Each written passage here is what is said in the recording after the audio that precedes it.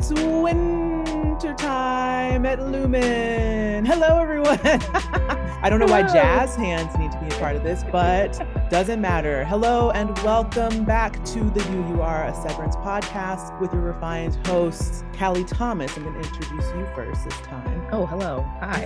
And Rodnesha Green, me, the one who's talking. All right, guys, we are here ready for another episode, and boy, is this one a doozy. Oh my goodness. We will be covering episode 4, Woe's Hollow. And boy, do I feel hollow inside after the woeful events that took place in this episode. I don't really know that there's much to say in terms of banter this go round. I mean, right. I want to do something fun and perky, but I don't know that I feel so fun and perky. It's not a fun and perky mood that this episode has set for us. Outside of like the holidays, wintertime really isn't a very fun time of year, you know? Once the holidays are done, it's just cold and dark and you're just waiting for the sun to return. And that's pretty much how I feel about this episode. So, right. Sorry guys, this is all to say we don't really have any banter. We don't really have any anecdotes, nothing. The one thing I was going to say before we started was that I have the weird Muzak version of the Kier Chosen One Kier song in my head, and I've had it in my head for quite some time. And I don't appreciate it. And literally that exact version, not the one that Cobell sang, not the one that we've heard in the background, the Muzak synthy version from this episode. Oh no. Thank you so much. Thank you, Theodore Shapiro. There it is. Well, in keeping with the theme of this episode, we're just going to keep it brief and get right to it. So hit us with that summary, Callie. All righty. Amidst a wintry backdrop, our intrepid refiners experience Lumen's first ever ORTBO, or outdoor retreat and team building occurrence. Team building? More like team breaking. And, that's it. That's the summary. We're just going to do this cast update and get into it. Yeah. Okay. Well, let's roll through. I mean, as we saw, mostly this episode centers around our core cast, who are brilliant, and you guys know them. So we have a few co-stars that pop up in here, and we'll go ahead and list them by name. Adam Jepson is playing Shadow Mark. Michelle Petronelli is Shadow Helly. Quentin Avery Brown is Shadow Dylan. Matthew LaBanca as Shadow Irving. Faith Vaughn as Whoa.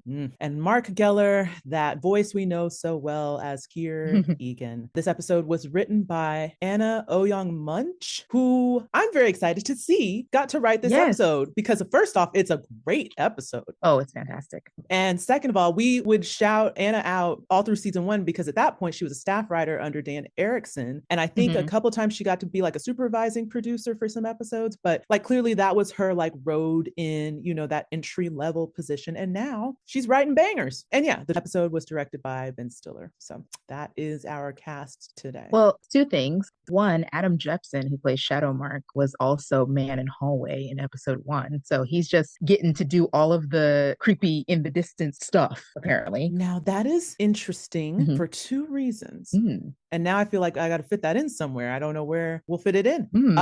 Maybe when we talk about the twinsies thing. Okay. And then the other thing, I don't know if this is messy to bring up. We can cut it out if you think it's messy, but between the seasons, I didn't keep up or ever read about like the drama that was happening with the writers. There was some word on the street that was part of the delay. I had heard. So when I didn't see Anna Oyong Munch's name in the first 3 episodes, I just assumed, maybe that was it because creative differences. But then when I saw her name at the end of this episode, I was like, oh, yay.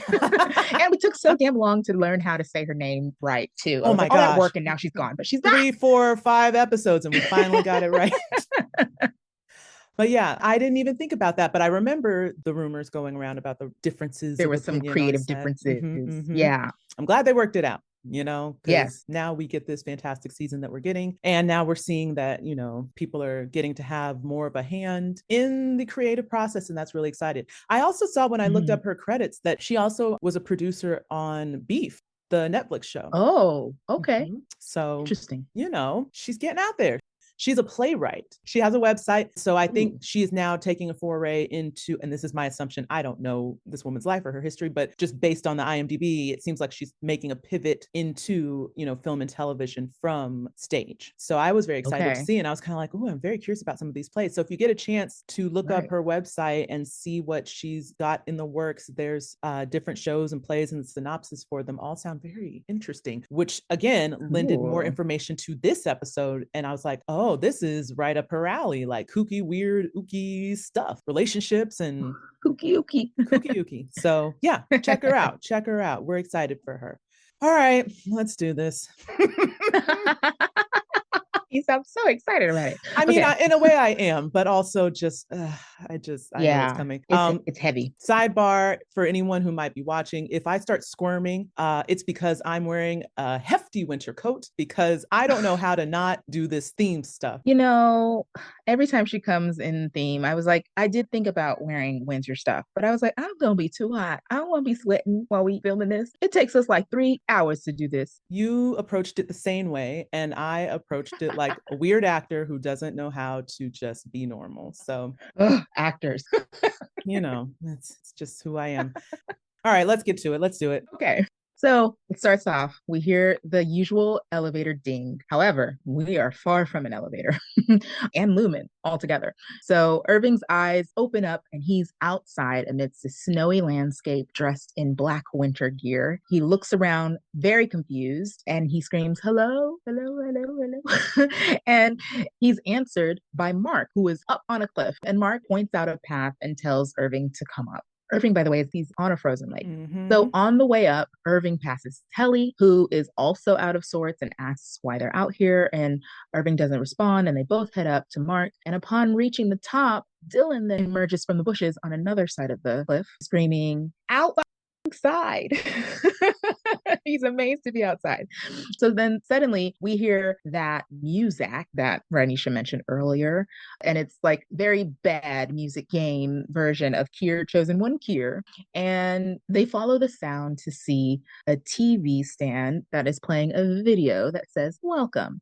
And so when they get to the video, it's Mr. Milchick greeting them to their first ever ORTBO, outdoor retreat and team building occurrence, and that it's a response to them wanting to see the outside world. And with their Audi's permission, they will be out there toughing it out in the wilderness for the next 2 days, wandering the Dieter-Egan National Forest. So then the group is clearly confused, and Milchick then echoes the question of Dieter-Egan and says, the answer is in the 4th appendix, dictated in the final hours of Kier's life, and is forbidden on the severed floor.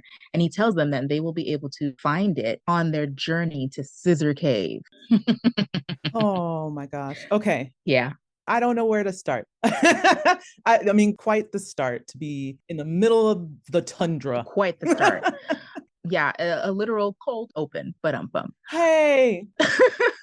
As I was watching this, I was like, dang, I should have had a click counter for the amount of what the fucks.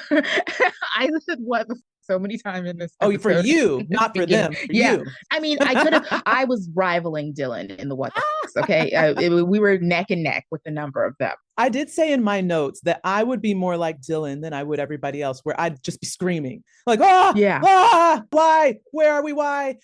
I thought he had the most appropriate entry into all this. I mean, obviously Irv was startled, but he kind of was just assessing and like, okay, I guess I'll call out for help.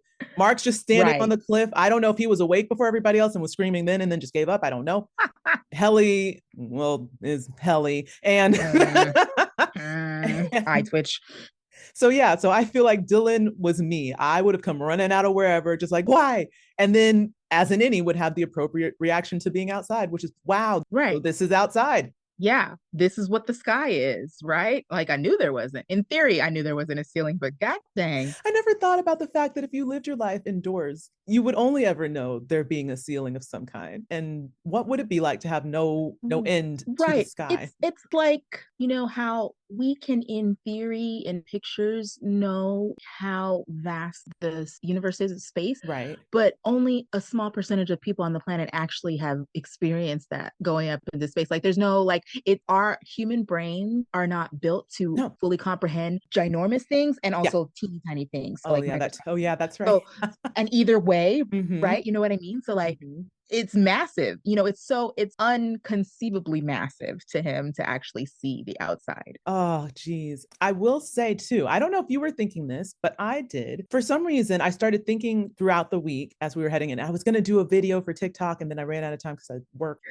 But I just was thinking, I was like, I feel like we're going to see it. I think this week is the week we see the winter area. I didn't know how it was I didn't know it was going to be this. That's why I Right. texted you and I was like, this is what I expected. And also not at all what I expected. Not at all. Because I was like, I don't know how they're going to get there. Yes. I don't know what the reason for it's going to be, but I feel like Yes. that's what's coming next week. And then literally to just be dropped into the middle of it Right. was like, oh, that's what we're doing. We're just, you're I here. kept waiting to see elevator doors open up to an outside, but that's not what happened. That's That's what I not was how we got thinking here. We too. don't know how we No, got here. I don't know how we got here. Wild. But yeah, so this music, as we mentioned in the intro, Theodore Shapiro is the guy who does all the music for Severance. Brilliant. Mhm. Done seasons 1 and 2, has worked with Ben Stiller on other projects. Yes. Guy clearly knows his stuff, Mhm. banger after banger. I listen to it sometimes at work when I want to feel like in Right. any, for that just out the elevator, any feeling. Truly. Turn on your Severance playlist. But the fact that he then was able to translate it into this music, it's so weird because it took me instantly back to being a kid when I used to play video games a lot more. Yeah. It was in the 90s when video game technology was not what it is today. So you had that very twangy, synthy Mhm. type of video game music. So as soon as I heard it, it instantly took me back to that. And then to see the TV screen, which first and foremost, you wield a TV cart. Okay, now I'm getting sidetracked. Yeah, it's like an AV Club TV cart, but it's not connected to anything. So how is it playing? This setup makes no sense. You took the time to place these people specifically in these very strategically separate spaces. How long did that take? Were they conscious in any way? Or did you have to like drag bodies? Is this like the first day drag someone onto the table? And how do we do that? Right. Yeah, it's also like, okay, the Audis agreed to this, but did the Audis hike over here or no? Were they And then they just unconscious? shut them off and it's like, you just stay here. I don't Right. know. I don't know. And then again, like you said, we have a TV cart that just appears out of nowhere. Doesn't look like there's a plug that could, and if there was a plug, where would it go? Right. We're on a mountain. Right. There's no amount of extension cord that's going to take you to an outlet. What's happening? What are we doing? And everything just was so bizarre and out of body. Like even to be there, I would still feel very out of body. So I get Irving being very observant in this moment. He's not doing a lot of talking. He's really just looking around and taking everything in and trying to be like, okay, all right. Yeah. And kind of place things and just get a sense and get his bearings, which is smart. Yeah. And he seems to carry a good deal of suspicion Yes. for all of it, even early on, right? Yes. He definitely kind of like brushed off Helly when he encountered her going up the hill. Cause she's like, Irving, where do you think you are? And he's like, I don't know. I'm just going up this path. Like, I don't have time for this. He said hi and that was it. Oh, and then also, it's the cold open, right? We know this, but they removed that title sequence this time. Sure did. It was just like, just nope, put that little keep on going. And yep, Severance, move right through it. I honestly missed it the first time. I didn't even see the little Severance band that they threw across the screen. I think I was just too overwhelmed by what I was experiencing. And I just knew that we didn't get a credit sequence. And it probably took me about 20 more minutes before I was like, oh, so they're just not going to do the title sequence. See, I didn't catch it. Especially because sometimes their cold opens are so long. And that's what I was thinking. I was You're like, so when still waiting for it to come. Yeah. I missed it. You missed it, girl. You missed it. All right. Moving on. Okay. Next section. After the video, the group turns to find a man dressed in a suit pointing in a direction. Helly points out that he looks kind of like Mark, and they presume this is the help Milchick mentioned. Irv calls Milchick a mountebank, and it's clear Irving doesn't trust him or much of anything in Lumen beyond the MDR team. Despite the mistrust, Mark says they don't have any other choice and walk toward Twin Mark. After walking a ways, they encounter Twin Helly, who points down into Scissor Cave. Helly is the first in, and the first to spy the book, although it's really not that hard to find because it's underneath a wall-mounted lamp. She grabs it and turns to the first page, which says, for Dieter, and begins to read that Dieter was Kier's twin. Dylan keenly points out, that's what those things are. Weird. As Helly continues reading, they discover that in adolescence, Dieter asked Kier to join him to live in the woods as paupers, and they left together to live in Woe's Hollow. The next page they turn to is a map to the Hollow. The next part of the book that Irving reads while they walk is an unfortunate account of Kier's recollection of Dieter's first experience with pleasing oneself. It's a very weird thing to put in a book and an even weirder thing to hear. Mm-hmm. They then encounter twin Dylan, who points away from himself. And as we get a close up into his twin, we notice that these guys don't look all together there. Now, this is what I was going to say in the last section. I love Irving's statement when he says, I wouldn't trust a word out of that mountebank's mouth, not even televisually. Not even televisually. Irving has the best lines. He has the best. And can I tell you, when I typed this into the notes, it kept trying to correct televisually. It's like, no, that's what he said. No, that's what he said. What he said, dang it. Yeah, and I was like, I was so frustrated that Dylan did not even like make a nod of agreement or anything, or like a, co-sign his statement, because normally he would be right there with him. Yeah. But by this point, Milchick has made a promise to him and he has actually kept it. So, his distrust that he had been building across last season and the beginning of this season is dissipated now by having that Audi visitation suite actually come through. That sucks. It sucks. And we get into it later, but throughout this episode, it's so hard to wrestle with Dylan's character at this point, because it's just like, what? No, what happened? Man, no, now's not the time. I know. Oh, yeah. And you get it. I get it. But also it's just like, dang it, Dylan. This is when we need like season 1 Dylan. Yes. Okay, so we've got this book, right? Mm-hmm. We found it in the cave. Here's a question. Mm-hmm. Do we think that this is actually what Milchick says it is? Do we think that it's actually this 4th appendix edition book that is actually part of the canon of Kier, but just for whatever reason isn't allowed? Well, as soon as Helly opened to, she opened it said for Dieter, she opened the next page, it said chapter 1. I said, oh, is this what Rickon wrote? Because the typeface is the same as his book. I guess the hard thing is we don't know timeline wise when this is happening. Yeah, we don't. How far into the future it's happening, we don't know. So it's possible. And this is not just tweaks to the UUR, right? This is clearly something completely And that's different. why I'm like, would they be able to convince Rickon to just entirely write an autobiographical book about some dude's life and just make up stories? And do we think Rickon is clever enough to make up stories? Yeah, and this is where my back and forth goes. I was like, no, wait, it can't be him. It's too coherent, but wait, it also is dumb. It is Rickony in some ways, because Rickon is very curious in some ways, in his and then the spilt his lineage into the earth line is so gross, but it also made me remember chapter 4 of the UUR, which if you are listening to this, our bonus episode for that book is coming soon. Yes. That chapter is all about how he and Dylan conceived Eleanor. So and there's the verbiage is very familiar. It's possible that they gave him like a start and had him like embellish. True. Maybe they gave him like something akin to a Mad Libs, and they were just like, just fill in what words you think your verbs, adjectives, and prepositions you think should go.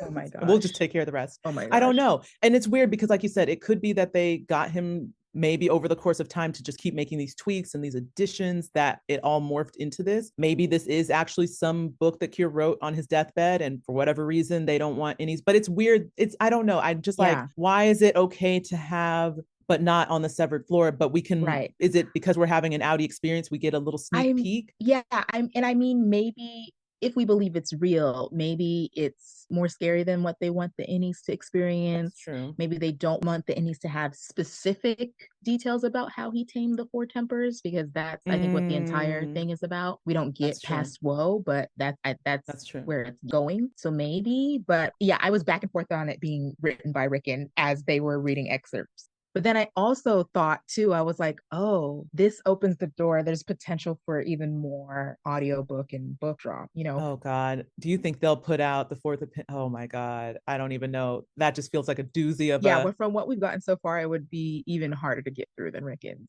Ooh. And Rickon's was an abbreviated version of his book. I know that 4th appendix is going to be a big boy. It would be neat to see. I'd love to read. I mean, I say I'd love to read more, but that masturbation story really, I could have gone a lifetime without hearing any of that. So, yeah. And also, why put that in why is that pertinent to the book? Is it to like demonstrate like Dieter was a depraved mind and unlike Dieter, I was this shining star and that's Yeah, why? it sounds like a punish for your sins It's situation. just weird because the way he describes it doesn't seem like it's condemning. It's like, oh, he became one That's with true. nature and Nature he played moved to the him. rhythm of the wind Yeah. and da da.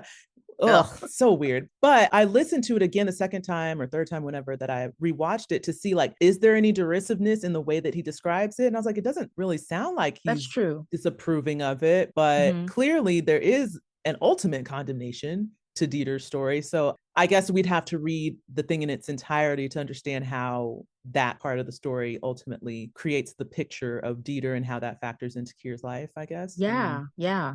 the only thing I want to say before we move on, again, going back to the twinsies, Hmm.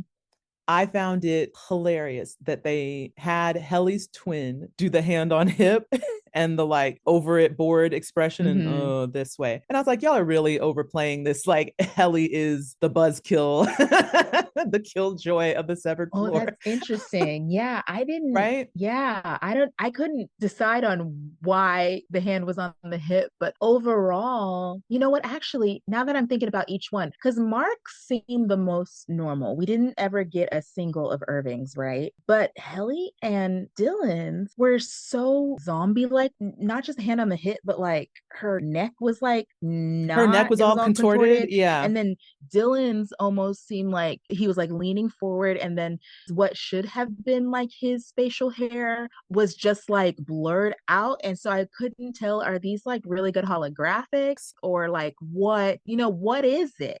It's weird because I'm jumping ahead a little bit, but when we see the four of them in panorama over Mm-hmm. the waterfall, Mm-hmm. that was when I noticed that they were having them echo body mannerisms because Mark's basically looked like Like, Mark's photo, where he's yes. like, He's like, hey, arms akimbo and has kind of a smile, but it's a little weird, demented smile a bit. yeah. But had that position, Helly's is like doing the weird, like, I'm mad to be here. And like, but it was a little harder. It was a little harder to tell Irving's and Dylan's. But again, if they were just echoing the picture that Picture. they have on the desk, then they don't really have much of a body posture to them. Yeah. But in their actual movements, well, we never saw twin Irving when they were on their Yeah, we journey, never saw Irving. which I found interesting because at first I was going to point that out and be like, wait, where's twin Irving? But then Mm-hmm. he showed up later at the waterfall. Yeah. So I just wonder, I don't know, are these holographics? Because the thing Yeah, that I it's noticed first and weird. foremost is they don't have no coats. Wouldn't they be freezing? They've Right. got them out here in work attire with Right. no layers, no scarves, no hats, no nothing. And I'd be freezing. So I was like, one, they're not real. Two, Yeah. they are like zombified innies that they just can mind control to do whatever and they don't have to worry about how they feel. Well, yeah, and you bring up the photo, right? It just occurred to me as you were saying it. Yeah, they're all wearing the exact same things as the photo too. So that makes me think it's some kind of visual mind play thing rather than physical Yeah. bodies there. And I wonder, we never saw what happened as they got close enough to it. It would make sense if they ran some kind of imaging program that could maybe superimpose those things into their visual landscape because they could just take the picture and run it Ooh, through. I don't now know. I have a note to remember for later. You Oh, keep okay. doing it. Now I have one to remember. Okay, yes, I'll come back. Okay. Let's move on. Okay, so I had to laugh. We mentioned this in our last episode, but our little headings for each section that are really just for us. You guys don't need to know them, but Rodnesha wrote this one and it says down, down, down the road. And I immediately started singing Down, down, down. down, Okay. down. Anyway, further along their journey, they begin to weary and pause and rest. And a concerned Mark asks Helly if she's all right. And Helly says she just wishes she knew where they were going. Just a sad Mm. baby. Sorry.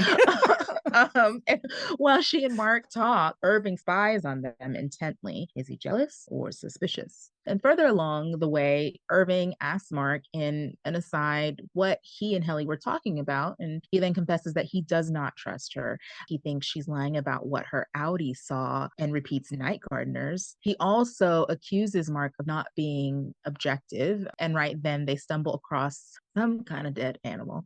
by a creek. And Mark says it looks like a dead seal, and Irving suggests that they eat it since they don't know where they are or if there's any food waiting for them at Woe's Hollow. And then Dylan, with newfound faith in Lumen and the ORTBO, pushes back and says Lumen can't let anything happen to them. And Irving angrily shouts back, "We don't know what this is. We don't know anything." Mark accuses Irv of taking out his bad feelings on the team, saying that they all know that he had a bad OTC experience, which triggers Irv to lash out and accuse Dylan of betrayal. And Dylan says, "What? I didn't say anything." Irving calls him a dumbass. He got so mad at him. Literally turned and was like, "What did you do?" I was like, "Oh no, no, no, no, no, no, no, no, no, no, Yeah. no, no fighting, no fighting, No fighting, no fighting, guys." No. Didn't have much for this section. I mean, it was mostly them kind of walking. There wasn't a lot of dialogue here to really dissect, other than, you know, Irving trying to get across to Mark that Helly may not be who she purports to be. And I didn't put it in the notes, but I did ping on the Audi in that line because that doesn't make sense, right? I think she's lying to us about what she saw during the OTC, right? That's what would make sense. But I think she's lying about what her Audi saw. Her Audi saw. All jumbled up there for a reason. The sharp cookie, sharp cookie, this one. Okay, do we think this was a seal? I kept looking at that thing trying to see if anything. Of it seemed very not seal-like. When they showed the back of it, it did seem like there were fins kind of under like flippers, yeah. You know, but before Mark said it was a seal, I was like, a bear, but why is it like that and no fur? Yeah. And then when he said seal, I was like, I guess that makes more sense than what I was thinking. But also, I'm like, where are they? Why is there a seal here? Did Lumen just get a random animal carcass and put it there to scare them? Like, what is this? Thank you. That's what I was trying to figure out, because I was like, why would a seal be anywhere near a forest, right, and just died near a creek? That don't make no sense. Yeah. And I kept looking like to see, is it really a seal, or do they just not know what it? I don't know. It definitely feels like something that was strategically placed there to be weird and creep them out, because why else? And, you know, obviously we know Lumen loves to gaslight and make you feel crazy. Right. So I wouldn't put it past them to have just dropped this amorphous blob thing, and we'll let them figure out what it is, and they can scare themselves. I don't know. Yeah. But that was the only thing that I really paid a special attention to, was the heck is that? Why is it there? Yeah. Same. Okay. We'll just keep it moving then. By the by, we're just making each other laugh at this point, but did you catch the reference for this other section? Camp out? Wait, what's the reference? Oh no. You know it. It is a movie we both adore that is from our childhood. Oh, from the Sandlot. If we have a Sandlot counter, I believe this is like the third or fourth time the Sandlot has come up in our podcast. Okay. Camp out. Yeah. Okay. Here we go. So the team arrives at the waterfall, and atop they see all four twins standing like zombies looking down at them. Suddenly we hear Mr. Milchick's voice come out of nowhere saying, "Kier's twin was always with him, and that's why we provided the very same for each of you." How kind. At first, Irving seems glad to see Mr. Milchick, where he then proceeds to lie to the four of them about this being the tallest waterfall in the world. Okay. I did roll my eyes at that point. I was like, that's a lie. Shouted lies at the TV. He then tells them that they have followed the path of Kier and Dieter and have reached Woe's Hollow, and that they stand on sacred ground. Irving says, "I'm starving." And Milchick responds, "I thought that the waterfall would satiate your hunger." And they all look at him sideways, and he's like, "I'm just kidding. I'm just kidding. Lumen will always protect and provide. Come, come." So he has the four of them follow him through more woods and terrain to a tucked away campsite with 4 MDR blue tents. Miss Huang is on the grill. They've got marshmallows stacked up with Kier face printed on them, and an outhouse stocked with 4-ply tissue, as well as torches.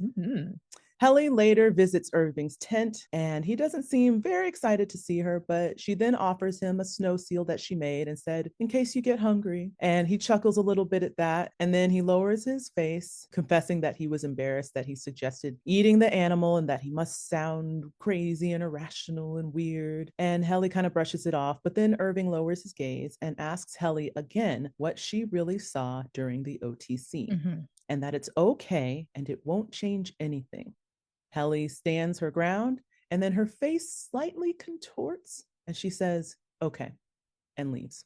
Here, Britt Lauer is again with just a one look, just a one switch. That switch. She turned into something evil with that look.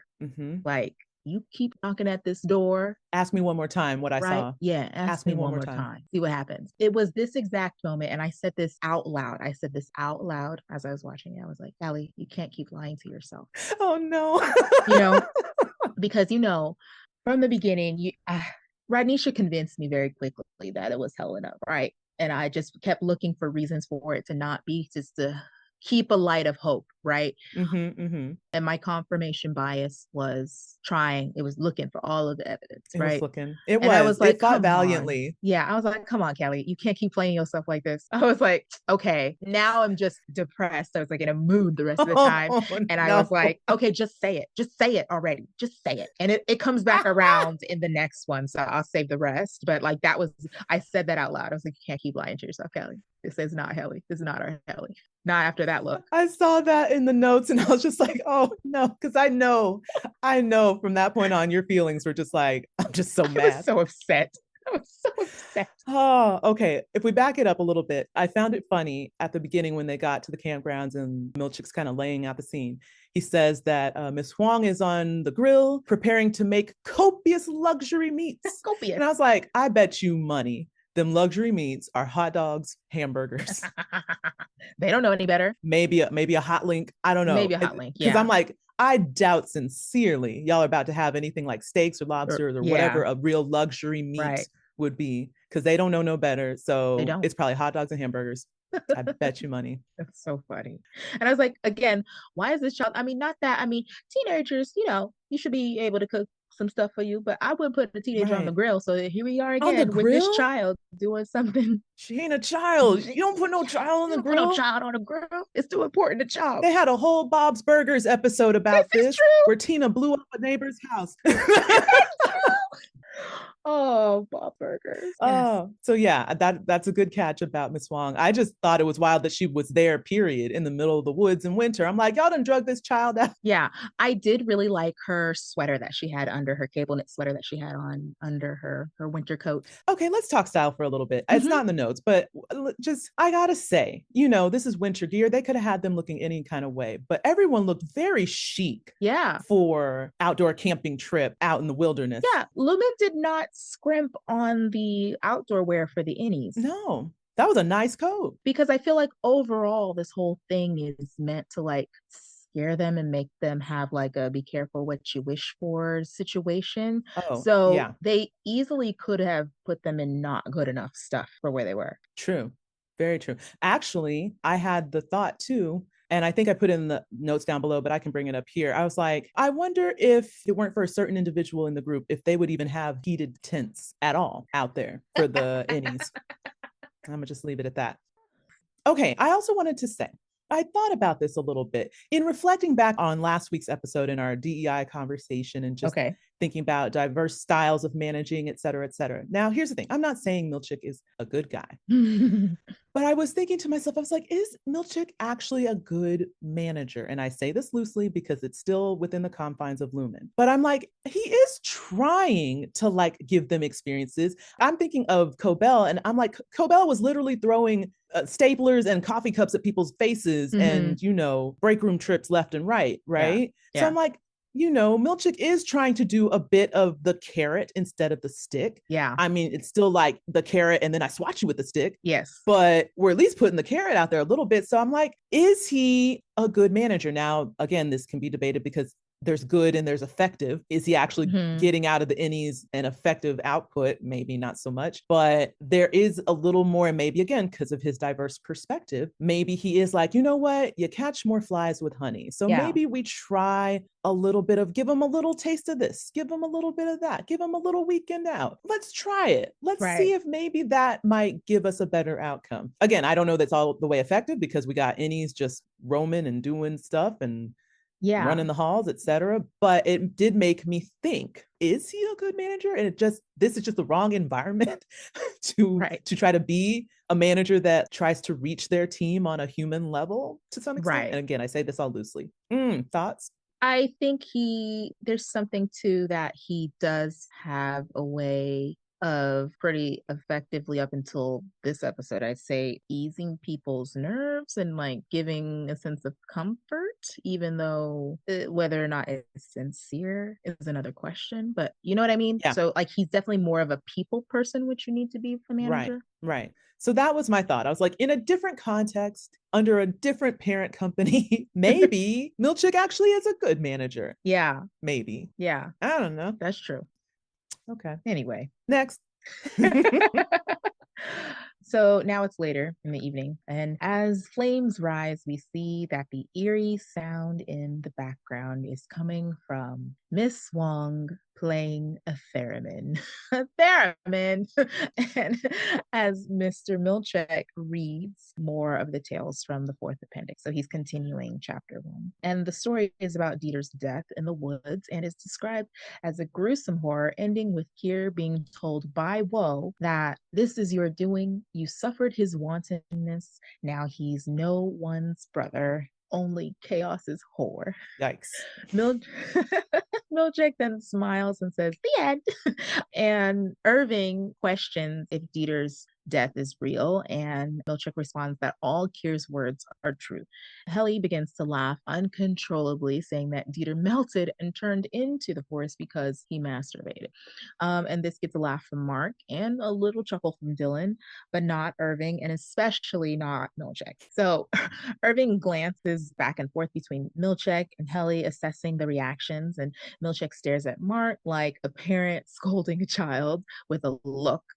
And he then commands Miss Wong to take the marshmallows and throw them in the fire. So Helly continues to make light of the story, and Mark is still laughing, like he's trying to stop, but he's still laughing. And then Irvin plainly says, that's not funny, and tells Mark to stop making Google eyes at her. And then he says, just tell us, Helly, tell us about him. The night gardener. What was he wearing? Did he have a flashlight? He starts pressing for more details.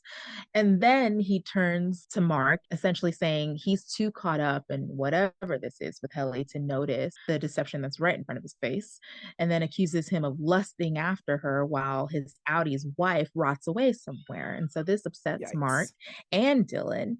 And Irving then says, oh, so it's 3 against 1 now. And Helly gets very passive aggressive and says that Irving's just sad because he's never going to see Bird again and he's really lonely. And so Irving takes a torch and says, fuck you all, and then he storms off and leaves the camp. And Mark still is just like, hey, come on. Oh my God, Mark. Like, everything is so jokey. Okay, I know you were like over it with Dylan, but I was truly over it with Mark. I was like, I get it, you're having that little teenage crush thing, but I'm honestly just like, oh, you're supposed to be the team leader. Stop it with all this. Mark is being really annoying here. Yeah, throughout. Because come on, Irv, it's just a joke. Come on. And Irving's the one you've known the longest, Mark. You can't give his suspicions just a little bit of weight. Like, yeah, right. I agree with Irving. To cycle back to the laughter, if the tent scene hadn't happened just before this, I would have said, oh, this is another reason why this is Helly. The joking and the laughing seems very on par for Helly. But because it had just followed the tent scene with the look, I was like, oh, she's been studying. She's been watching these tapes and she's been studying how Helly and Mark interact, what their rapport is, their jokey rapport. She's been watching Helly question Milchick and all of the stories, the stories that she's been told by other people, like how she behaved in the perpetuity wing, like all of it, you know. And so here's what's funny about this. I saw your note about that and I was like, yes. However, what I have noticed, and this is the thing I feel like I've been picking up on all season, is yes, she has studied and yes, she does get it, but she always does it a little too much. It's a little too extra much. Yeah, it's like a little too extra. She pushes it a little too far, and so it's like I could see her doing the joking, but she'd probably just like lean over to Mark and be like, you know, or whatever, like, and then he'd laugh. It's the fact that she made it so like, ha ha, guys, he died because he masturbated. Get it? Or even like, that that's the thing that's she like didn't stop after the first time Milchick stepped in. Right. Yeah. It's like she has to press it. And again, it all kind of plays into this overarching theme that clearly she and Lumen and everybody has of Helly, which is this caricature of her just being obstinate for obstinate's sake. Yeah. Rather than her actually just being willful because she can see the truth in things and knows what's going on and speaks truth to power. Right. They just see her as like this foil that they have to overcome. So everything is just a caricature rather than like rooted in a truthful place. And I think that's what I saw in that moment too, because I'm like, yeah, she does do that joking, but it's like the way she is doing it in this moment is just a bit more than how Helly would do it. And that's when you start to realize and re-examine all the little moments and be like, yeah, there's just a little, it's like extra, she gets right up on the line and then just puts a toe over on the other side. And it's like, that's the thing. Sarah Bach learned how to play the theremin. Did she? Yes, they talked about it on the official podcast. Oh. She learned how to play the theremin to do this. I missed that. Wild. That is crazy. Yeah. A theremin is not a normal instrument. I don't even know how you go about approaching it because it's not like you blow on it or like strum it. It's like you move your hands in a certain way that like channels the air or something. Yeah. Where does one learn the theremin? Do they have theremin instructors? She's just a freshman in college right now, guys. And so she's a freshman in college right now, meaning she was like a sophomore in high school when this in high school. Right. Can't go to the football game tonight, guys. I got to learn how to play the theremin.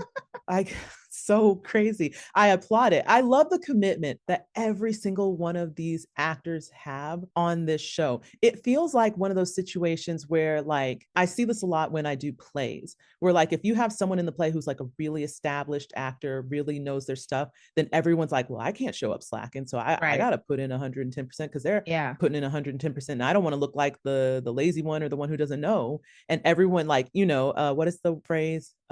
Rising tide raises all boats or whatever. Yeah. A high tide. Sure. I'm not. I get what you're saying, but I don't know that. I do not know the phrase actually. But I get your point. Yes. The bar has been raised. Yes, there it is. That's essentially it. So yeah, I just thought that was a really neat thing to see that she's a teenager, just decided, you know what? Yeah, sure. I'll learn how to play it just for the authenticity, just so it looks authentic and they can have that. Yeah, I just thought she studied it. Right. It looks real. She didn't have to actually know how to play it, but that's amazing that she learned how to play it. So when Irving starts to lay in and ask the questions, right? I was just like, press her, Irving, you better press her. Was yelling at it. I got so frustrated because what concerned me was that everyone was going to turn on Irving in like a really bad, irrevocable way. Yeah. And I was like, no, but he's right. He's right. Yeah. And nobody's seeing it. And I'm getting so angry. And like, I will say, although they pushed him and Helly pushed him in particular. But when he said that thing to Mark about his Audi's wife's body rotting somewhere, I was like, oh, okay. All right. I know you're hurt. I said, that's right though. I mean, it's not like, untrue. But he did say it with like the intention to cut. So focused last week or however long ago that other episode was. And now right. What? That's true. And now we've shifted. I was just like, God dang it, Dylan. I understand why. Like you don't want to be the fuck up. Yeah. You've gotten this information from your Audi's wife about your Audi being a fuck up and clearly the family, we don't know exactly why yet, but the family needs you to keep this job, right? So you could see like even earlier in the scene when he starts laughing, Milchick shoots him a look and he immediately stops. He's like, nope, I'm not going to be a part of this. I'm not going to get in trouble. Yeah. But I would have preferred you even just keep your mouth shut then the whole time. True. True. And again, this was another moment where you see that contortion on Helly's face. And that one, more than the one in the tent, that one was like, that was an evil look because the way she was saying, we all know that Irving's just saying this because he's hurt and lonely. And she kind of has this like, don't F with me look on her face, but it's just like, it's only where Irving can see it. Cause I noticed that she kind of had her body positioned where like Dylan probably can't really see the look. Mark is behind her, so he can't see it, but she knows he sees it. And I was like, ooh, that's dastardly. That's malevolent. And it gets worse. Okay, so we're moving on. Mark sneaks over to Helly's tent with an eager look on his face. Helly, however, looks perturbed, just sitting on her bedroll, and states that she was pretty mean in what she said to Irving earlier. But Mark's very giggly, and he's like, it's not that big deal. He kind of deserved it. And then he does eventually admit to making goo-goo eyes at Helly. And she apologizes to Mark for distracting him from looking for his wife. Mark says that she's already helped so much. Okay. And this time, after again more staring and longing looks, he actually takes the initiative and goes in for the kiss. And it's very first kissy, you know, it's awkward, exploratory. His eyes are open when he goes in for it, very much like teenagers kissing for the first time. And then they immediately begin to undress each other. So that escalated quickly. Meanwhile, in the woods, Irving walks to where it's unclear. He just has a torch and he's going. He begins crying out for Mr. Milchick, and his screams are intercut with the throes of passion between Mark and Helly in her tent. While Irving is walking, he trips and knocks out his torch and then is left alone in the dark, unclear of the way and still screaming for Mr. Milchick to come to his aid. He eventually lays down against the boulder and drifts off to sleep. We cut between Irving alone in the cold and Mark and Helly postcoital, and they're taking each other in this red glow. And this is contrasted to Irving's very dark shadow, black of night. But while in the tent, Helly's staring at Mark, and Helly's gaze begins to trail off. And then she says, I don't like who I was on the outside. I was ashamed. And Mark says, I don't care who you are out there. I only care who you are with me. As he goes to kiss her again, he rolls over her, and then a glitch happens. And when he looks down, he's seeing Gemma, but then it flickers back to Helly, and he kind of shakes it off. And then he tries to go in for a kiss again, and another glitch. And we're reminded, oh yeah, Mark got reintegrated. Yeah. Okay. I was just going to say Irving did not deserve it, and y'all are some all of you haters. Irving did not deserve it. He didn't. And it's interesting because on one hand, you know, Irving's right. You know, he's trying to get these people to see a truth that clearly only he sees and no one else seems to be getting. But it is tinged slightly, and it doesn't warrant what they did to him or what they said to him. But it is tinged slightly with a bit of jealousy. But also a bit of protectiveness, right? Like clearly he is seeing them in this blossoming, burgeoning love thing. But then also it's like, but this is not who you think this is, you know? And it's just a very layered emotional state for him. Yeah, that protectiveness part is if you guys weren't clouded by your other shit, right? If Mark wasn't clouded by what's going on with Helly and Dylan was not being fooled by Milchick, both of you would see, you know, the family protective, you know, motivation behind Irving's questioning, and you would give it a little bit of consideration. Exactly. But none of them are behaving like themselves. And even though this feels very different for Irving, it's very Irving for the arc that we've gotten, right? Where he has been more questioning, especially since Bert's retirement party onward. This has been the Irving. Do we think that another reason why they aren't really giving much weight to what he's saying is because he too wasn't clear on what happened with his outie in his experience? Like, do you think somewhere subconsciously they might be like, well, you didn't really tell us what your outie did either, so why are you tripping? You know what? I hadn't considered that. I just thought about that. Yeah. I was like, that's probably why they're being equally dodgy about it. It's like, okay. Yeah, like you didn't share anything either. Sure, she gave us a spotty answer, but you didn't give us an answer at all. Because I thought back to that moment where Mark was like, we know you had a bad experience out there. And he's like, who said I had a bad experience? Yeah. So it makes sense for Mark and Helly as a reason, but he has told Dylan. Not Dylan. Yeah, that's true. You're right. Dylan does know. So Dylan, no excuses. That's right. Yeah. Dylan is just being manipulated heavy. Okay, well, Dylan, get it together. Again, why I'm mad at Dylan. I'm mad at him. You were supposed to be on Irving's team. Yeah, if no one else, you should have been the one to come.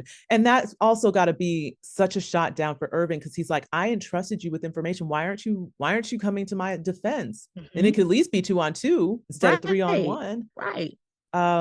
I love the cinematography in this moment, cutting between the two scenes. As soon as Mark went into that tent and I saw the red light behind Helly, because I thought back to the trailer, I was like, oh, this is the sex scene. This is when it happens. This is the sex scene. This is when we get it. I will say there's one transition in this that I hated. I saw you said that, yeah. I hated it. So in one of the switches back and forth, Irving is walking through the woods. I can't remember if it's before or after he dropped his torch, but then you see from out of frame, the hands do this and push through, and it just seems like a basic wipe slide transition, like page sweep. And I'm just like, why did you do that? It felt so crazy. First, because it was so close to the hands, and then he was in the foreground. It looked like some kind of animal or mountain coming in at first, and then it was the hands, and then it like page swiped to the fully to them, and I was just like, this doesn't match the rest of the cinematic quality of the rest of this episode at all. It threw me Interesting. off. It was weird because it to me felt more like their hands were enveloping him. So it didn't look so much like a push as like their hands kind of literally overshadowed him. But either way, that's weird. I will say within the sequence, it was a weird shot. Right, because everything else was just jump cuts back and forth. Yeah, it did kind of, and I think that might have been the first one that Maybe. intercut back Yeah, to that's them. true. And that was like, I oh, was like, what okay. is happening? Oh, that's what we're doing. What is Okay. about to grab Irving? Oh, it's their hands during sex. This Oh, is it's so hands. weird. There are two hands, sex hands. What's happening? Yeah. It was jarring and it was weird. I will give you that. Yeah. But I loved seeing the light play between like Mark and Helly and this like red that's like swallowing them up. And then literally Irving's getting swallowed up by black. It was also very literally and aesthetically hot and cold back and forth. Yep. Yep.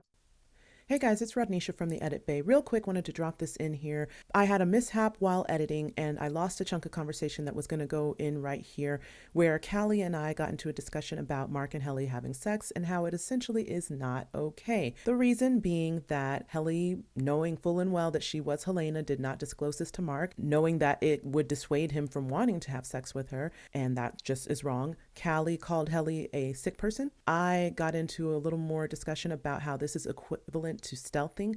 Callie also mentioned the fact that this is Mark's first time and how Helly has kind of robbed him of this first time experience by corrupting it with essentially what happens later in the episode by the revelation of who she actually is. So that was in a nutshell what we discussed. I didn't want that part of the conversation to get lost because I feel like it's worth having the discussion. You guys can talk amongst yourselves and let us know what your feelings are about it. But I wanted to make sure that this got in here some way, somehow, in some form or fashion. Okay, on with the rest of the show.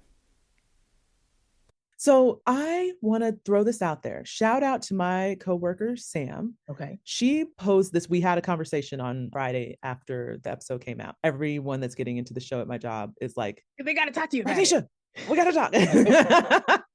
But she threw out a theory that I was like, ooh, I didn't think about that. Okay. Oh, so she was posturing, one, is it possible that the reason Helena went in to be an innie is because she was intentionally trying to get impregnated to have an heir to the Egan line?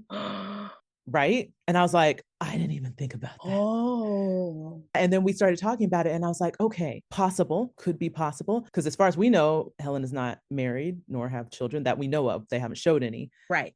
But then I said, even if she didn't go in with that intention, like, could that be a possible repercussion of this encounter, i.e. Helly gets pregnant? Right. Well, as soon as they had sex, I was like, oh, that brings us back to this pregnancy storyline. And that made me think of the storyline. Question that would keep coming up, right? Keeps coming up. So I don't know if that's where they're going to go. It'd be wild if she did do it with intention to get pregnant. That would be wild. Yeah. I was like, ooh, I'm going to bring that up on the podcast when we talk about it because that's crazy. Yeah. Oh my gosh.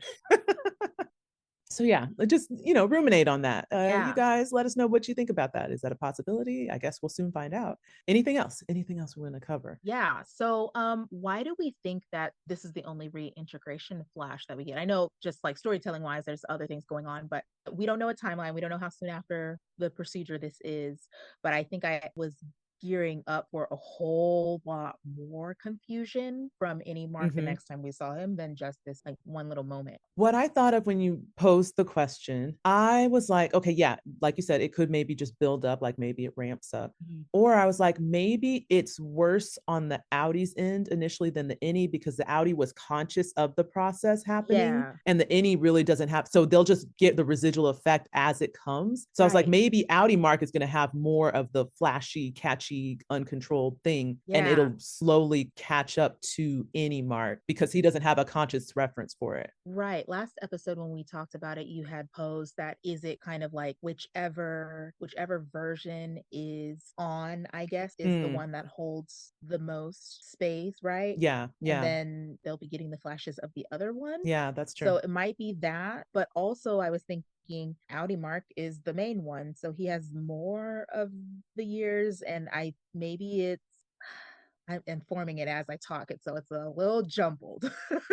I think I get what you're meaning. Like Go ahead. in terms of brain capacity, that version of him has more to pull from or to sift through or to. Right. Yeah. Yeah. I think that. And like, if what we saw from Petey is any indication, it's like you get the flashes when you get something that is similar in some way. Yeah. So maybe any Mark is going to have less flashes because he's less likely to like happen upon something that is similar to the outside world versus the other way around. Yeah. Yeah.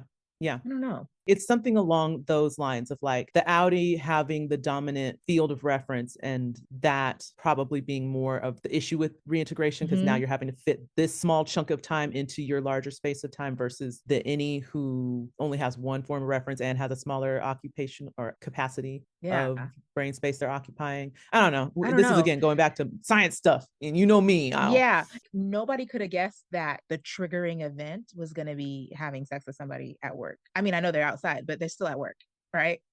You know what this makes me think of? This takes me back to the fake newspaper where they talked about sexual liberation for the innies. Yeah. Right. Right. They're enacting it at the ORTBO. The ORTBO is not just an outdoor recreational I guess retreat. This is better than what we thought about when we first saw that, right? Like, oh, now they're going to be letting them have like sex, like Grey's Anatomy is always having sex in the on-call room. You know what I mean? Yeah. Yeah. But I guess since they're camping there in a bed, at least. It's not on company property. True. Kind of. Weird. Oh, boy. Okay. But that was my last question for this. Okay. All right. So after this scene, Irving then wakes up from sleep in the woods, but when he stands up, he's dressed fully in his work suit and he's surrounded by barren branches, not the woods he was in before. And he walks towards a clearing and a small light guides him towards an MDR desk grouping. And his computer is on and glowing. And as he approaches, the numbers on the screen float and shift while moths flutter around its luminescence.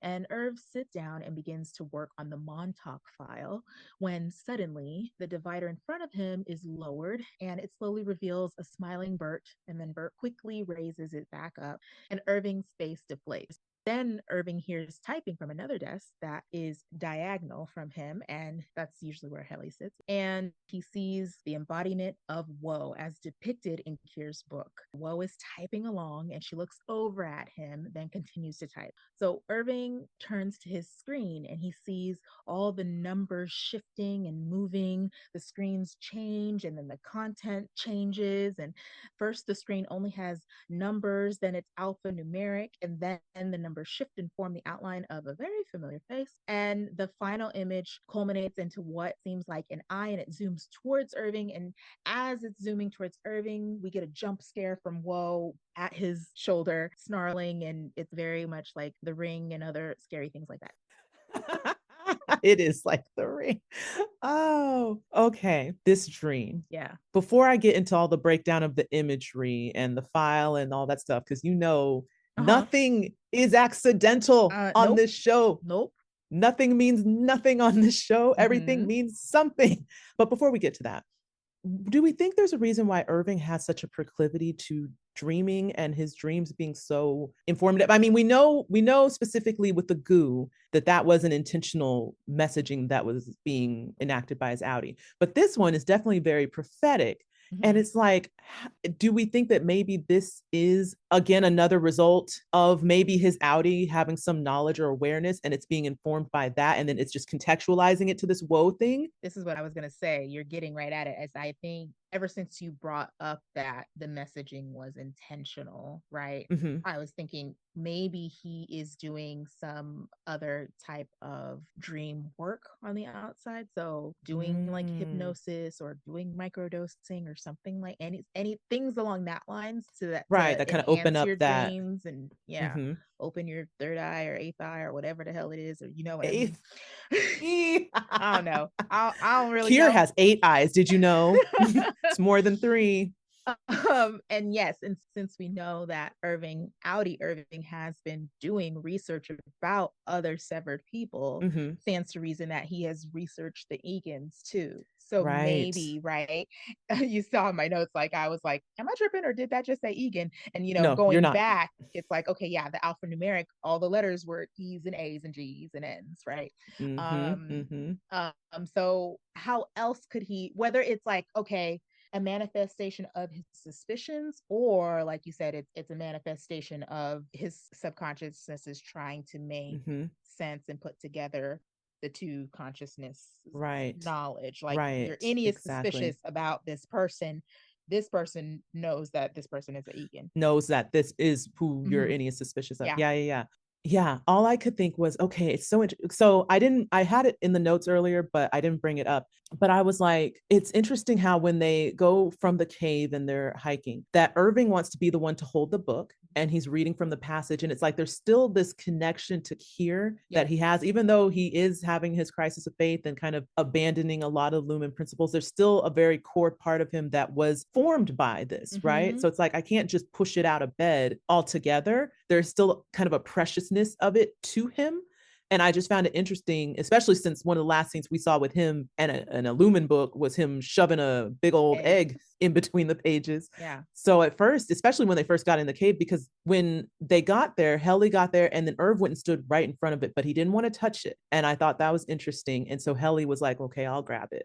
But then it changes hands and he does actually hold it and read from it and reads from it very reverently. And even when Milchick was doing the story time around the campfire, like he was really Very listening. He interested. was Yeah. asking questions. I mean, he's still skeptic in a way. Like he definitely asked him, is this true? Is that how he really died? Referring to Dieter. But there's still a part of him that holds reverence for this thing. Yeah. And so, like you said, I do think it is a bit of a mind meld where it's like, okay, my innie only understands this world of Lumen and Kier and all things, tempers, etc. And it has kind of formed my inner framework. But then my outie also has knowledge that my innie is trying to place. And I don't know if it is because his outie is doing specific things to, get other messages in, or if it's the fact that now that he has opened the door to receiving one message, it's like opening the door to accessing all other information that his outie has. Right. Whatever the case, the floodgates have opened, right? Yeah. So now it's like one mind can kind of reach into the other and put it in a framework that makes sense to him. And I do also think that there's some symbolism with woe and Helly. So let's just break down this yeah, speaking of the whoa, yeah, so when the dream first started, I was like, oh, is this kind of like a vision quest situation? And because they were led down the path and it was put in their head that like this is where Kier tamed the temper. So it's like, okay, he's gonna tame the tempers in the same way, and he's experiencing woe because he's still sad about Bert, and that's why woe is coming to him. I don't know, but I was like, interesting. I think there are levels to it. Okay, let's just talk about the woe part and we'll go back to the screens. I do think that is one level. Like he is in a woeful spot because of his, love for Bert and having lost him. I also, this was the note that I wrote down that I didn't bring up at the campfire. I also wonder if this whole thing is set up for Mark because woe is something that he really needs to hone in on to deal with this Cold Harbor file. So it feels like a lot of this felt like, and remember how I told you that one of my theories was that each of the MDR team represents a temper and that I thought Mark was woe because of Gemma and blah, blah, blah. Yeah. So I feel like they're really trying to get him to amp up this woe factor to be able to finish. It must have something to do with him completing this file. So let's create this whole ORTBO thing where we talk about the woe temper and taming it. And this is where he experienced it. And this woeful story about Dieter's death. And it all seems to be trying to amp up that part of him, right? Yeah. And sorry to go off track here, but if it's something like that where like the mission is Mark, right? Helena should know that and why she effing it up. She getting in the way of that. It's weird because on one hand, I think she is trying to play into it because her always trying to point out the clues and I think it might be this and da da da. But I do think that her own personal feelings are messing it up. Yeah. I think she knows what the mission is supposed to be. Yeah. But like you said, she's getting in the way of. I mean, if like the whole point of this woe chapter is that, then you're just undercutting it by joking and laughing at it at the end of it. True. Unless she is trying to get Mark to rely more solely on her So it's like, oh, I'm going to do these things to try to like be playful and jokey. And then he's more connected to me. And then I can drive him in the direction that I like, you know what I'm saying? Like trying to build a bond in a way. I don't know. It's hard to know what the ultimate thing they're trying to do, but it definitely felt like, okay, Helly, we really need to get him away from the rest of the team and more reliant on you. Then you can control him in the direction that we need him to go to finish this Cold Harbor file. Could be that. Where I do think she's undercutting it is, again, her feelings for him. That I feel like is going to counteract, because now it's giving him a new focus to like be enamored with, rather than just live in this sadness, right? That's where it's like, oh, I think you're messing it up. I don't think, we don't want him to be in love. What are you doing? Like, he won't be sad, if that has anything to do with it, if that plays into it all. But like you said earlier, I do also think it's double-ended, because Irving is in a place of woe. He's more attuned to this side of the tempers right now, because of what he experienced. And I don't remember what I said he was before. I don't know if that we went through each of them. Oh, I think dread. I do remember in my head, I maybe didn't do it out loud, but I do remember in my head thinking like, oh, because I remember Helena coming in as Petey, and I was like, Petey was most likely frolic. Mark was dread, or was woe. Irving is probably dread because he's so fearful of everything, and so, tentative, or at least he used to be in Dylan's malice because he wants to go after people with knives and staplers. So and he bit Milchick. Straight up. Sorry. You broke the skin. He's gonna need a full tetanus toxin panel. Sorry. But yeah, so all things to think about again, but that was what I thought about earlier, was, is this whole ORTBO just about pushing Mark further down the road of where they need him to go to finish this file? Because I don't think it's just about Outies getting an Outie experience. Nothing is what it seems at Lumen, right? And yes, it could also be to scare the team. So it's like we're trying to work on multiple prongs, but I think ultimately, we need Mark, we need to push him over the edge. He's almost there. How do we get him further down the path?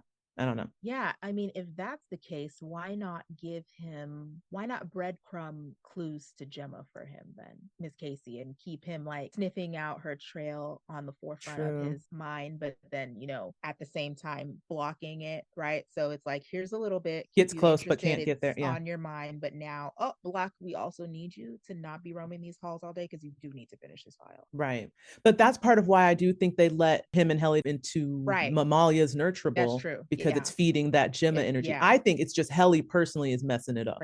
Like you said, she's making jokes, she's being ha ha ha, and I think she thinks like it's harmless, but it's probably going to end up redirecting him in a way that isn't helpful. Girl, what is your purpose? Why are you here? Right. And she's probably thinking, no, it's fine, I know what to do. I won't I don't think they even know that she, as her Outie persona, I don't know if it's even that she has feelings for Mark. But I wouldn't be surprised if in the days that she spent in there with him, maybe she's developed. Whew. Okay, going back to these images, I noted that I think there is a foreshadow clue that didn't occur to me till I rewatched it, and I was like, oh, now that's sad. And it was partly based on what you said about like Bert. What did you say? Bert and the sadness and the woe. Yeah, I was like, the thing that I noticed immediately when he went to sit down, I was like, what's that making the noise? And then I realized it was the moths. And I was like, why are there moths around his desk? And I was like, death foreshadow. I don't like it. I think you think that's what it is? I just thought it was moth to a flame. I think so. I mean, yes, but also moths are symbolic of like death. And it's just another thing that I think is like put there to be like, your death is imminent. It's coming. Yeah. And again, this is any death, obviously not Outie death, but it felt symbolic of impending death. And then the fact that the next thing he sees is Irving lowering his visor and then raising it is almost like, see you soon. Because remember when he said he wanted to go out the exit because maybe in some way him and Bert will be together? I think his consciousness maybe knows what's coming. If nothing else, knows that in revealing Helly, that's going to mean death for him, right? Yeah. Like once you have this information, you're going to act on it, and most likely you're done. So I think it was a bit of foreshadow. Yeah, because later on he is kind of resolute in his decision, and he doesn't fight what ends up happening at the end. Nope. Okay, so that was the first image with him approaching the initial computer. And then when they zoomed in the first floating numbers, I was like, okay, these aren't like the full spectrum of single digit numbers. It's only 4 particular numbers. It's a 7, a 5, a 1, and a 4.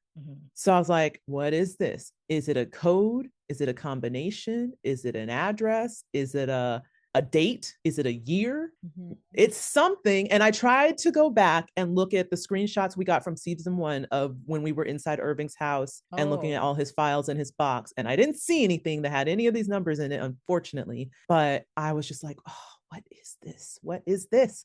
And I literally sat down and wrote every combination you can make with the 4174. But I just was like, this means something. And I'm mad I can't find it. Do you know what it is? Oh, someone found it. Okay, what is it? So oh, you found it. Yeah. So what is it? What is it? 1 is the first letter of the alphabet. E is the 5th it's a letter of name? the alphabet. G is the 7th letter of the alphabet. So it's just and, Egan in numbers. And it's the 14th. Or no, N is is that right? Yeah. N is the 14th letter of the alphabet. Yeah.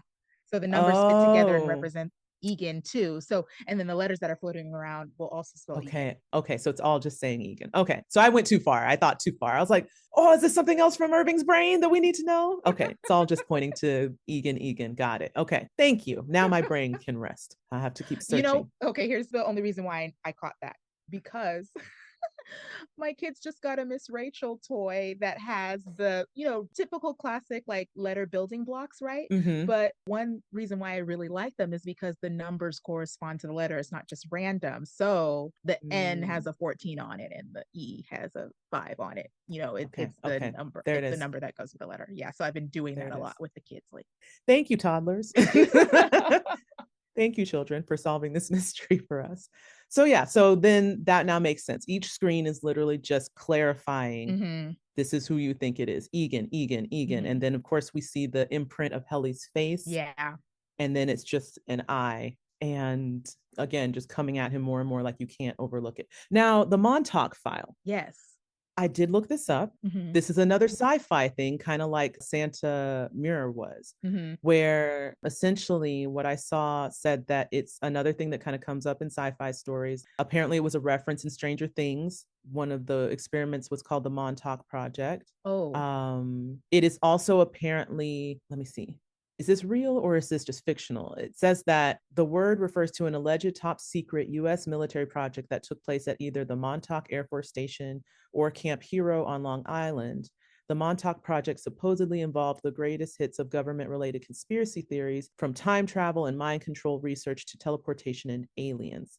The theory of the Montauk Project, assorted shady antics, bear significant similarities to the Philadelphia experiment in the 1940s.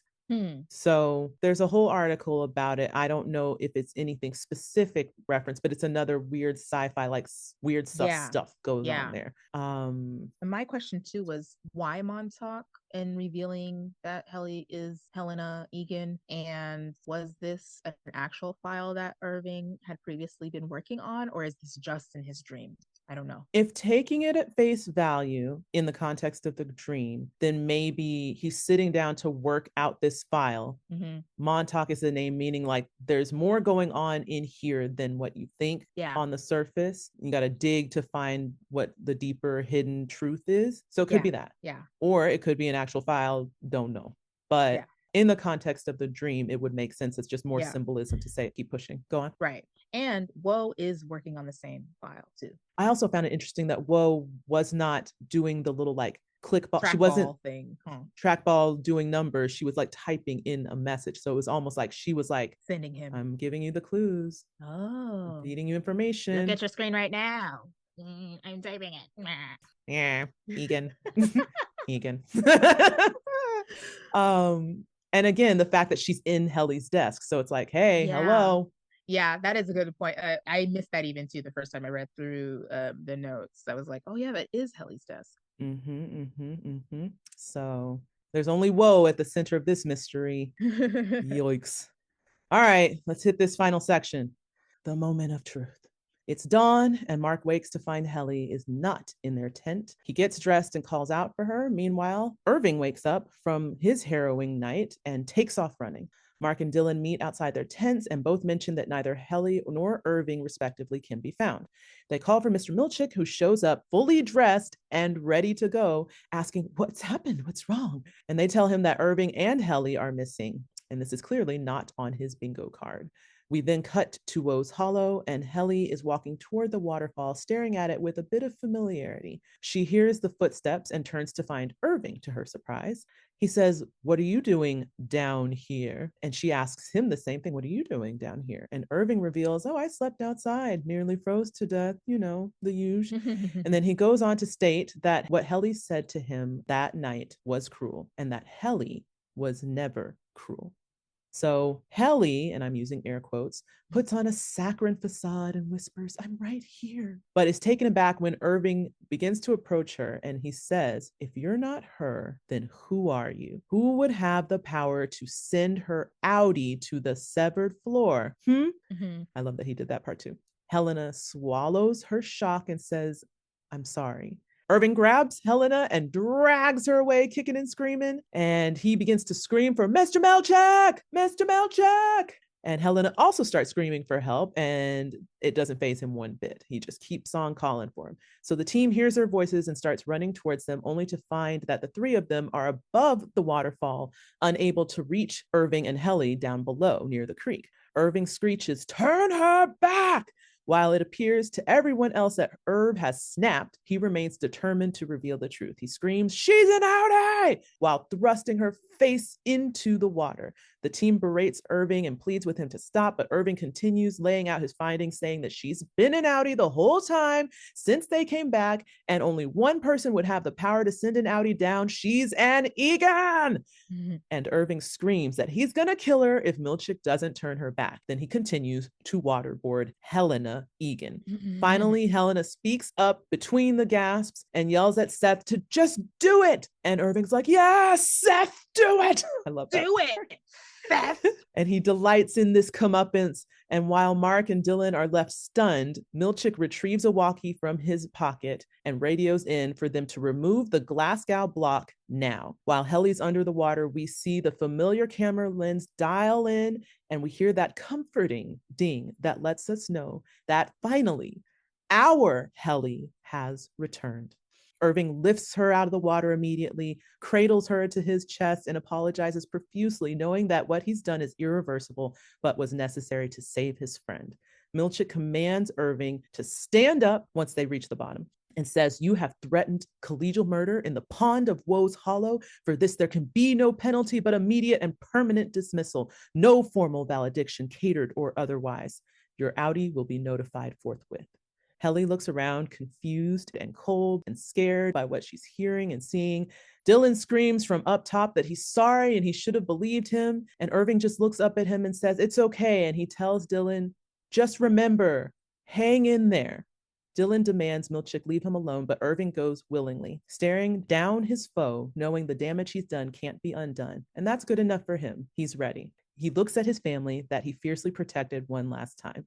Milchick pronounces sentence that Irving's workspace will be cleared, personal items discarded, and his file will be scrubbed of any and all professional and personal interactions and relations, and it'll be as if he never existed. Dylan is left dismayed, Helly saddened and bereft. Mark stares as if determined to fix Irving B into his core being no matter what. And as Irving walks away, Milchick pulls the trigger, Irving closes his eyes, and a bit of peace washes over his face as we fade to black.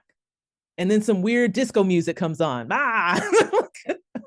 So jarring. Yeah, F them. There were other moments, right, where they, like, after Helly attempts to commit suicide, the closing credits were silent. And then they put on this, and I was so mad. I was like, y'all not even gonna let me sit with this. You don't even want me to process. Or even just like some sad down music. Right. What is this? From start to finish, I told you I was mad. It's a great episode. It's a great episode. It is. Pissed me off so much.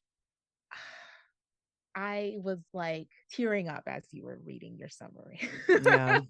Yeah. A little bit, me too. Yeah. I'm so upset about Irving. I'm so upset. It was just such an impactful ending to all of this. Like the climax was climaxing, right? Yeah. Like it's heart pumping because you've got Irving who's just like waterboarding this woman and dragging her through the woods, and everyone's screaming, and like the intensity is just like high. And you're just like, oh my God, like what's going to happen? And for a second, I almost worried that maybe someone's going to shoot Irving or something, because it's freaking Helena Egan. They're not going to let him drown her, like, it just, the intensity was so high. And then the quickness with which, once he could feel her change happen, I don't know how. I mean, it's kind of like with Miss Cobell when she felt Mark change at the party. Like, there must be something in the body that shifts. But as soon as he realized it, pulled her up and just like drew her into him. And I just wanted to cry, because it's just like, it's one of those things where you will do whatever to protect your family, even if that means like risking them to some extent. Like, in this form, that's kind of what you have to do. But like, he was so determined. Yeah, he sacrificed to save his child and to save the rest of the family too. It's almost like having to amputate your own kid or something. It's like, I have to do this to save my child, but you're going to hurt them. Yeah, but ultimately I will save them. It just, it's akin to like exorcism movies, right? Where they have to go through that to, put them through a trauma to be able to heal them. And the determination that you have to have as a person to hear everyone screaming at you and looking at you as if you're like this villain. It's like, I will not relent. I know what I know.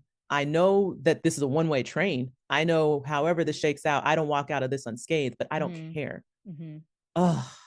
Broke my heart. Yeah, I was so vindicated when Mark realized and said, when Irving said Egan, and his face was like, what the fuck? I was like, right, that's what you get. And this is the man who just a few hours ago said, it don't matter who you are on the outside. It matters who you are with me. Except for this person, except them. They're the worst. So how quickly the tides turn, but his face literally like went ghost white. Like, what? What? And there wasn't any doubt in his mind. As soon as he heard that, he was just like, wait, is that what you've been trying to tell me this whole time? Maybe I should have listened. Too late now. Now. And if y'all just believed him, he could still be with us. Right.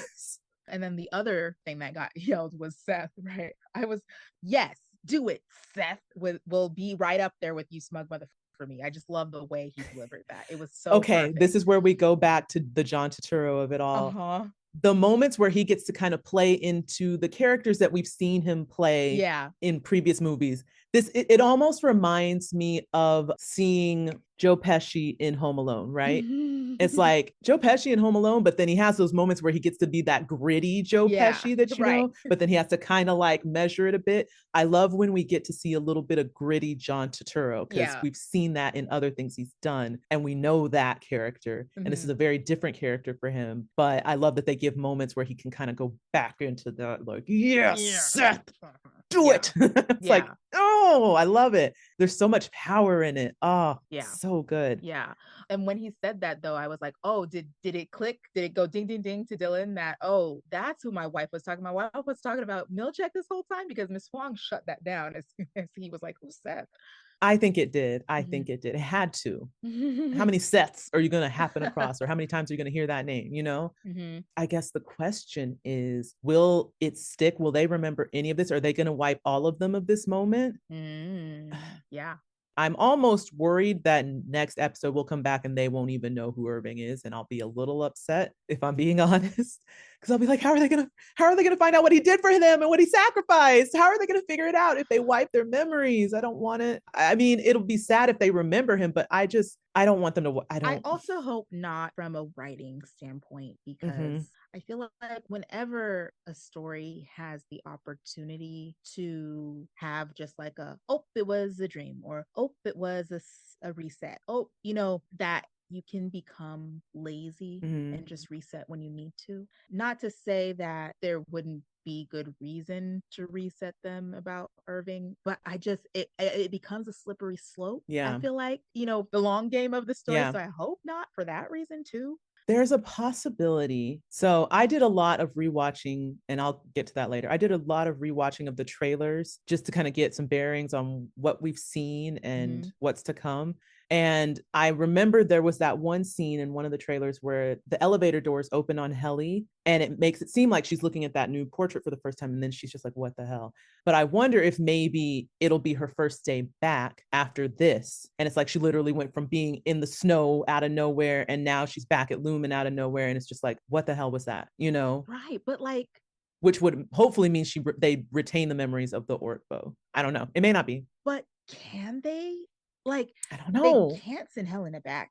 But can they afford to send Helly back either? Did we not just lose Irving? Did we lose both of them? But I think the problem is they have to send Helly back because the whole point in the first place was Mark will not cooperate without his team. Without them. Yeah, that's true. That's true. So let's see if he can keep that energy. Yeah. I don't know in what capacity she'll come back. I don't know if they'll, fiddle with her mind some more. I don't know. Yeah. But I feel like they do have to put her back there. Oh man. Yeah. Okay. So before we get into hang in there. Okay. Oh yeah, the hang in there. Yes. Go ahead. Clearly this is a clue. Yes. What do we think it means? I know you had a theory about it. Well, I mean, just because of the poster, right? It's from the OTC. I was like, is Irving telling him like, it's okay, I'm leaving, but do the OTC again and come find me?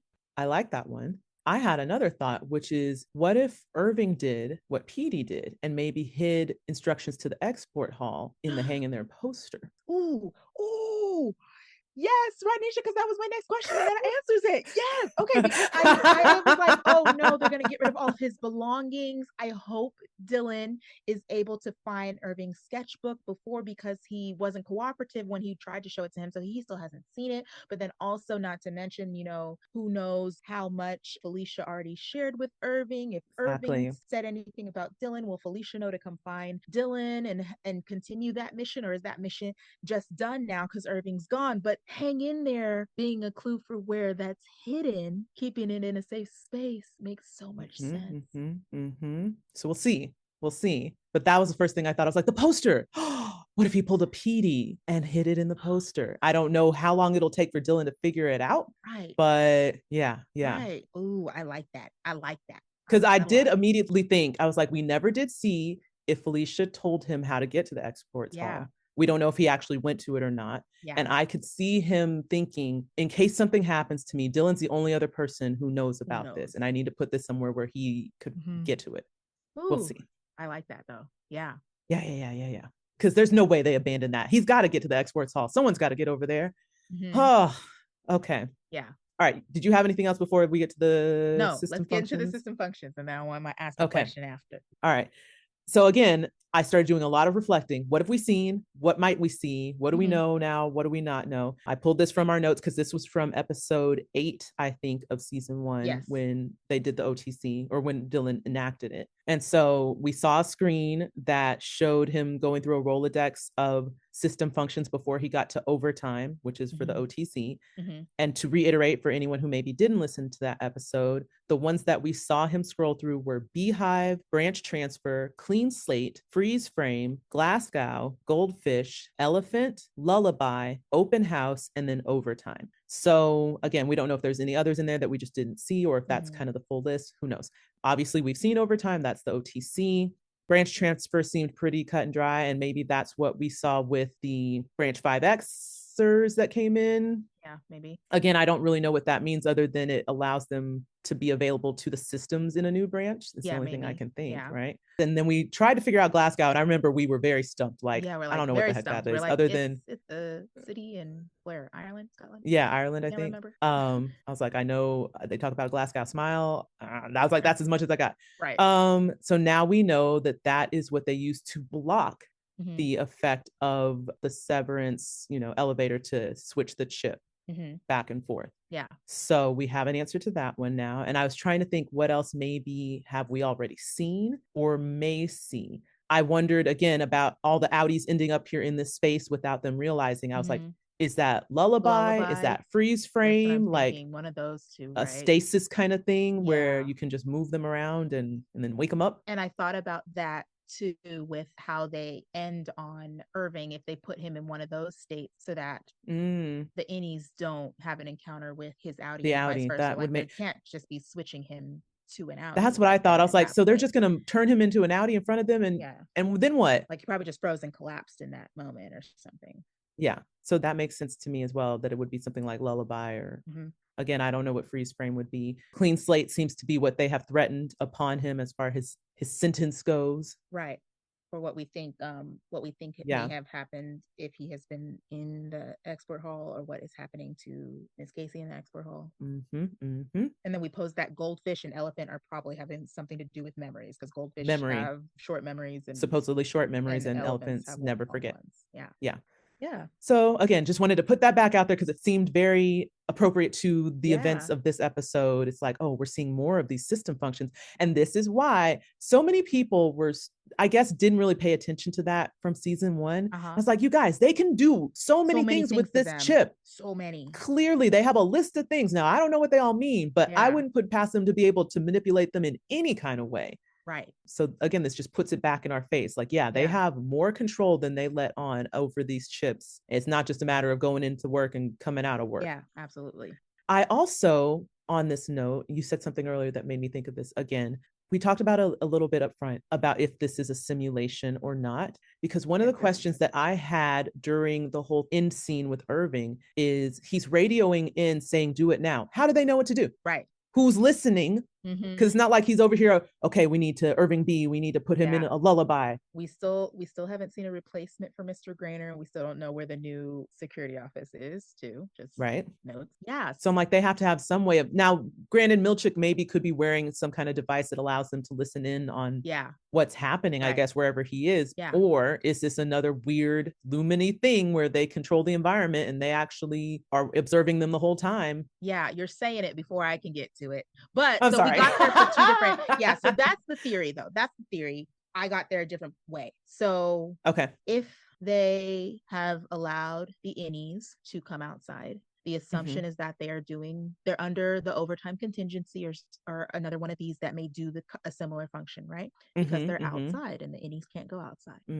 So if they are truly outside, and the Glasgow block allows Helena to go onto the severed floor, why do they need to remove it to bring Helly back? If they're already outside, Helena didn't need the Glasgow block. So, like you said, do they have some sort of like Hunger Games level dome to, you know what I mean? Right? Like the game, the arena. That's just a world within itself. Right. It's like, actual organic things to interact with, but the sky and the edge that they don't allow them to ever get to is all simulation, right? And so they have been watching everything that has been going on, and at this point they didn't remove the Glasgow block, or they removed it like it's a layered thing, like on OTC, but Glasgow overrides it. And so now we remove it so it's OTC, so Helly can come outside. Right. Yeah. Either way. Yeah, I was like, wait a minute. Like the second rewatch, I was like, wait a minute. But Helena already exists outside, so why is anything happening right now? Yep. It's all very, especially upon rewatch, you're like, now wait a minute, what is really going on here? What? I was too caught up in the relationship aspect of it all the first go round, but now I'm just like, what the heck is happening out here? And come to think of it too, we didn't specifically touch on it, but you kind of mentioned it in your summary of that section. But Mr. Milchick got there very quickly when there was a problem. Here was my theory on that. Again, going back into the framing of this for Mark's benefit specifically. My thinking was their plan was for Helly to go missing.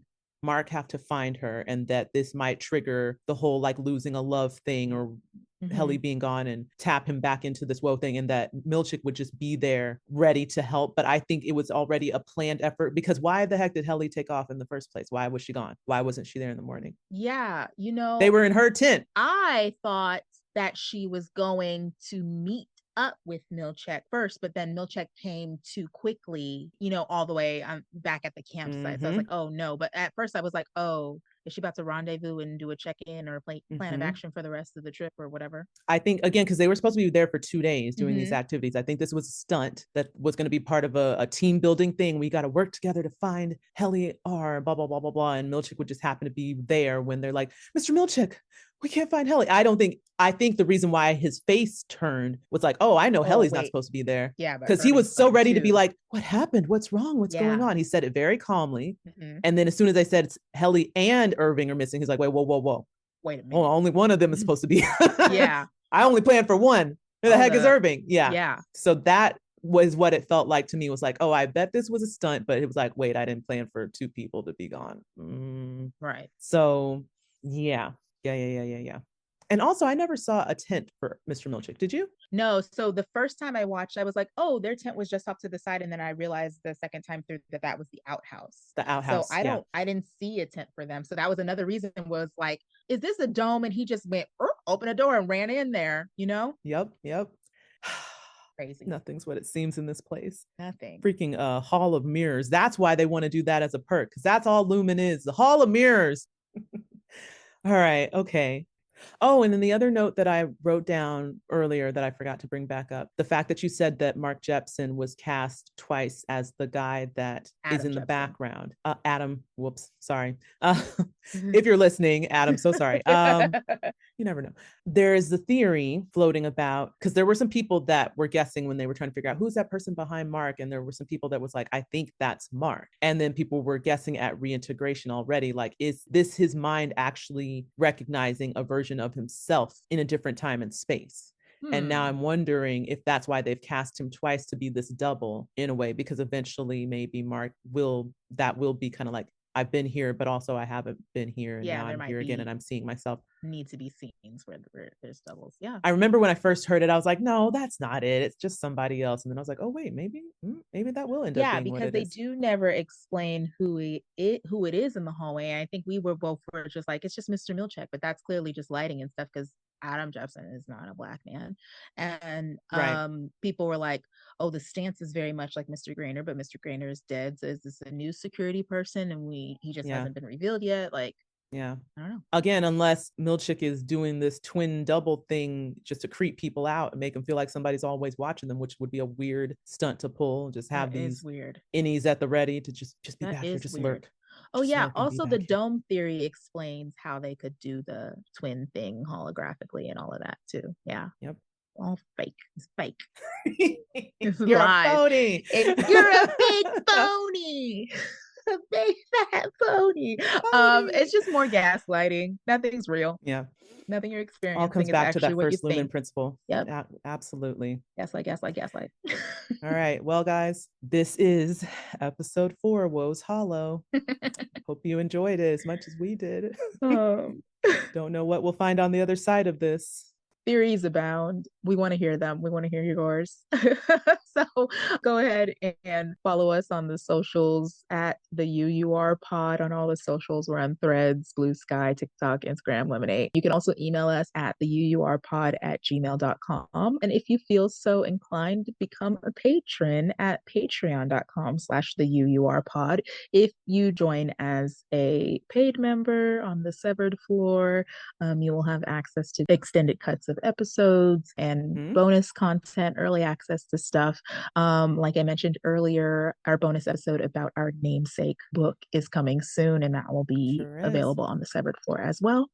And then please rate, review, and subscribe wherever you find your podcast. I do believe we are finally everywhere. But if you if you find an app that we're not on, please contact us so we can work on getting there. Also, I just want to take a moment to thank everyone who has been listening to us so far. We've been getting a lot of really fun feedback from you guys. We've been seeing some fun theories from people over on Blue Sky and Instagram, and it's just been really cool to get to engage with fellow fans, and also just kind of wild that people are actually taking the time to listen.